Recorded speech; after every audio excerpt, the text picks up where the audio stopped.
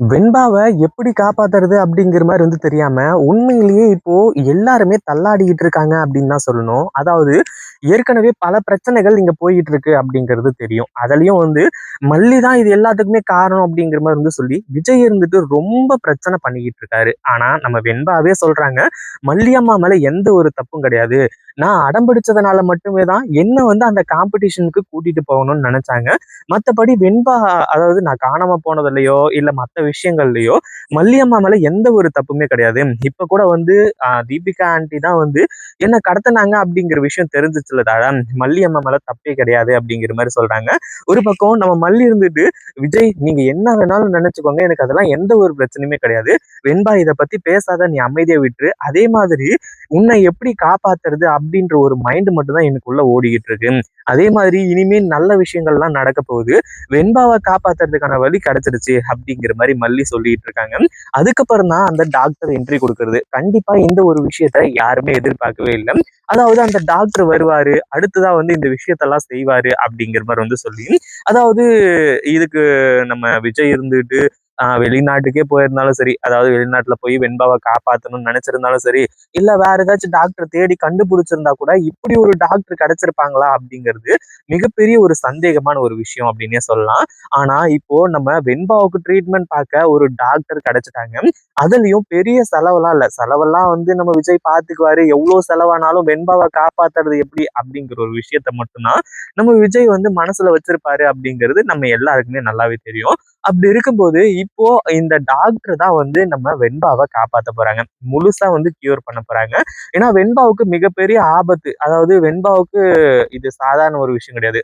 ஒரு ஜுரம் வர்றதே இந்த காலத்துலலாம் மிகப்பெரிய ஒரு விஷயம். அதுலயும் ஃபிக்ஸ் அப்படிங்கிறது எப்போ அதாவது அந்த வந்துச்சு அப்படின்னாலே, அவங்களோட உயிருக்கு ஆபத்து இருக்கு அப்படிங்கிறது தான் மிகப்பெரிய உண்மை. அதையும் தாண்டி இப்ப என்ன ஆச்சு அப்படின்னா, நம்ம வெண்பாவ காப்பாத்துறதுக்காக இந்த ஒரு டாக்டர் என்ட்ரி குடுக்குறாங்க. டாக்டர் மட்டும் இல்ல, அவங்க அம்மாவும் கிளம்பி வராங்க. 2 பேருமே இங்க மல்லிய அப்படி பாராட்ட போறாங்க. உண்மையிலேயே விஜய் நம்ம எவ்வளவு பெரிய தப்பு பண்ணியிருக்கோம். ரொம்ப மிகப்பெரிய ஒரு தப்பு பண்ணிட்டோம். கண்டிப்பா நம்ம மல்லிய இப்படி திட்டியிருக்க கூடாது. ஏன் இப்படி திட்டணும் அப்படிங்கிற மாரி நினைச்சு, உண்மையிலேயே இப்போ ஃபீல் பண்ண போறாங்க அப்படின்னே சொல்லலாம். அதாவது மல்லி வெண்பாவ காப்பாத்துனாங்க. வெண்பாவ காப்பாத்துறதுக்கு முன்னாடி ஒரு 6 குழந்தைங்கள காப்பாத்துனாங்க. அடுத்ததா இப்போ நம்ம இப்போ அந்த நியூரோ சர்ஜன் டாக்டர் இருக்காரு இல்லையா? அவரோட அம்மாவ காப்பாத்தி குடுத்துருக்காங்க. அந்த ஒரு விஷயத்த தான் இங்க சொல்லப் போறாங்க. ஒரு பக்கம் அந்த டாக்டரும் அவங்க அம்மா வந்த உடனே, "வாங்க சார், நீங்க எப்போ வருவீங்க அப்படிங்கிறதுக்காக தான் நான் காத்துக்கிட்டு இருந்தேன்." அப்படிங்கிற மாரி சொல்லி மல்லி வரவேத்துறாங்க. ஒரு பக்கம் விஜய்க்கு யாரு, என்ன, ஏது அப்படிங்கிறது தெரியல. அதே மாரி விஜய் இவர் நியூரோ சர்ஜன் டாக்டர் அப்படி இப்படிங்கிற மாரி சொல்லி அவங்கள பத்தி இன்ஃபர்மேஷன் எல்லாத்தையுமே குடுக்க ஆரம்பிச்சுட்டாங்க. அப்படி குடுத்ததுக்கு அப்புறம் தான் இந்த ஒரு விஷயம் எல்லாமே நடக்குது. என்ன ஆச்சு அப்படின்னா, ஒரு பக்கம் அந்த டாக்டர் இப்போ நம்ம மல்லிய பத்தி அவ்ளோ ஆஹா, ஓஹோன்னு பாராட்ட போறாரு. அதாவது இப்ப என்ன ஆச்சு அப்டின்னா, ஒரு பக்கம் நம்ம மல்லிய பத்தி சொல்றாங்க. இந்த மாரி நாங்க உங்களுக்கு இந்த மாரி ஒரு கடமை செய்யப்பட்டிருக்கோம். அதாவது உங்க பொண்ண பத்தி எல்லாமே சொன்னீங்க.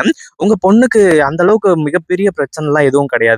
அதாவது நீங்க சொல்றது போல அந்த கடத்தப்பட்ட டைம்ல வெண்பாவுக்கு ஸ்டெரைன் அதாவது ஒரு போதைப் பொருள் அந்த மயக்க மருந்து மாரி குடுத்துருக்காங்க. அது வெண்பாவோட மனசுக்குள்ள அதாவது அந்த இது இருக்கு பாத்தீங்களா பிரெயின் அதுல அது ஸ்டோர் ஆயிடுச்சு. அதனாலதான் அடிக்கடி வெண்பாவுக்கு ஃபிக்ஸ் வர்றது. அதனால எந்த ஒரு பிரச்சனையும் இல்ல. அதே மாதிரி வெண்பாவை ஈஸியா குணப்படுத்திடலாம். அதே மாதிரி இப்போ ட்ரீட்மெண்ட் கொஞ்சம் பண்ண வேண்டியது இருக்கு அப்படிங்கிற மாதிரி சொல்லி ஒரு சில நம்பிக்கையான வார்த்தை எல்லாத்தையுமே கொடுக்குறாங்க. அதே மாதிரி இங்க நம்ம மல்லியால தான் என் அம்மாவே கிடைச்சாங்க. அதாவது மல்லி மேடம் மட்டும் இல்ல அப்படின்னா என் அம்மா இன்னும் எத்தனை காலம் நான் தேடி அலைஞ்சிருப்பேன் அப்படிங்கிறது தெரியாது. 3 வருஷத்துல அதாவது 3 வருஷமா என் அம்மா இப்படி இருக்காங்க. 3 வருஷத்துல 3 டைம் இந்த மாதிரி ஆயிருக்கு. அதாவது அவங்க காணாம போயிருக்காங்க. ஆனா எந்த ஒரு டைம்லயும் நான் இவ்வளவு சீக்கிரம் கண்டுபிடிச்சது கிடையாது.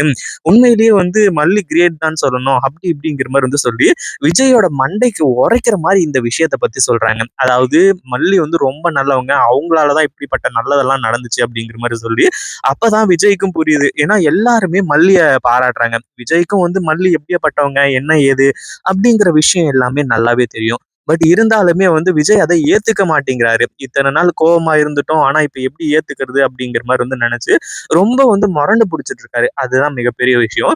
ஆனா இதுக்கப்புறம் நம்ம விஜய் கொஞ்சம் கொஞ்சமா மாற போறாங்க. அதுலயும் இப்போ ஒரு ஸ்பெஷலிஸ்ட் டாக்டர் வந்து நம்ம பொண்ணுக்கு ட்ரீட்மெண்ட் பார்க்க போறாங்க அப்படின்னும் போது உண்மையிலேயே விஜயோட மனசு மாறிதான் ஆகணும். வேற வழியே கிடையாது.